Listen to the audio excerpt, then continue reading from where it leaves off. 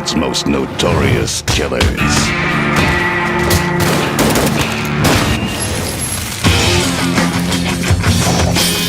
The Collector, Tarantula,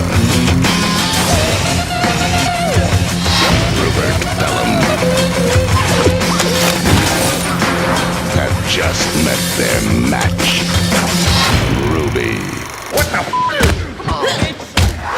What? Released in 2009 by Bethesda Softworks, brings a really unique style to the third-person shooter genre. Despite being developed by the same company known for monumental titles like Skyrim and Fallout, Wet received very little praise when it first came out. So I decided to revisit the game nearly 15 years later to see if it holds up. What's up, guys?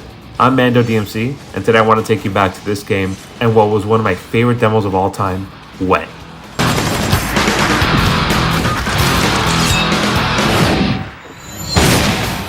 Bethesda, a giant in the industry, somehow let Wet slip right under the radar.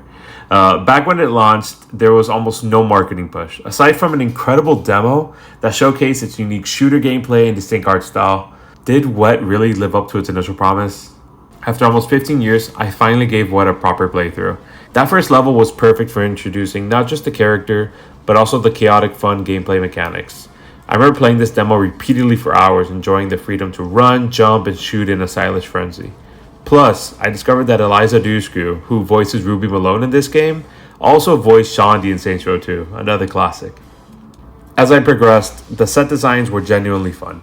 The massive open levels let you slide around, leap, and gun down enemies in a way that both felt exhilarating and fresh. However, the initial excitement did start to wear off. The story is thin, and the character motivations are weak. Ruby's killing spree feels like an excuse for action rather than a compelling narrative.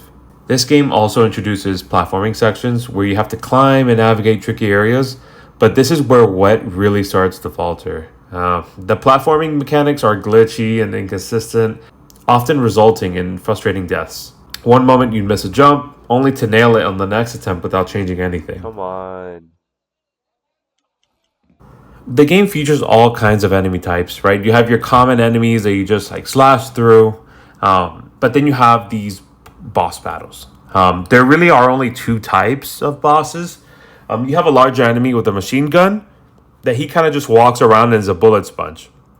And another is hiding behind a turret. He's usually in a room or in an enclosed area.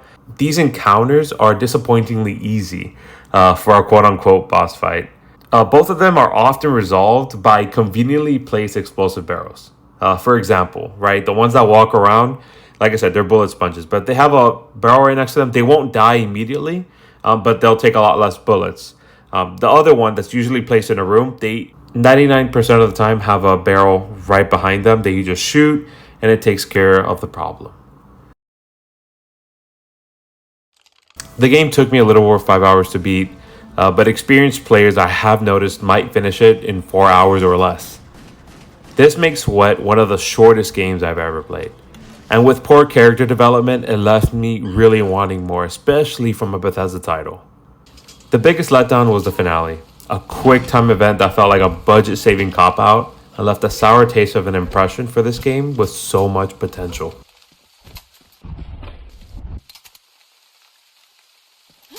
Despite my frustrations, Wet shines in its big action set pieces. The Tarantino-esque style of the game, combined with the freedom to perform stylish moves, reminded me of why I loved the demo so many years ago. Flying, sliding, and leaping around while taking down enemies is genuinely fun once you master all the mechanics.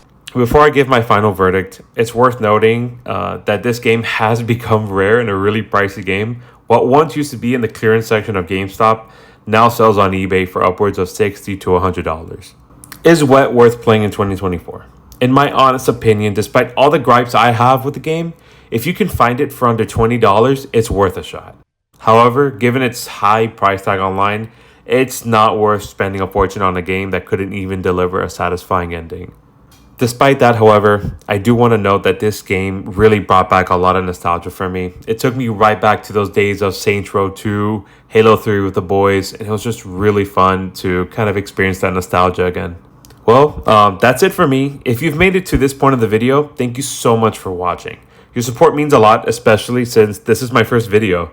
But don't worry, there's plenty more content coming your way. I'll be diving into comic reviews, movie reviews, game reviews, and much more. If you enjoyed this video, please give it a thumbs up, subscribe to the channel, and hit the bell icon so you never miss an update. I'm Mando DMC, and I'll see you in the next video. Stay awesome, guys.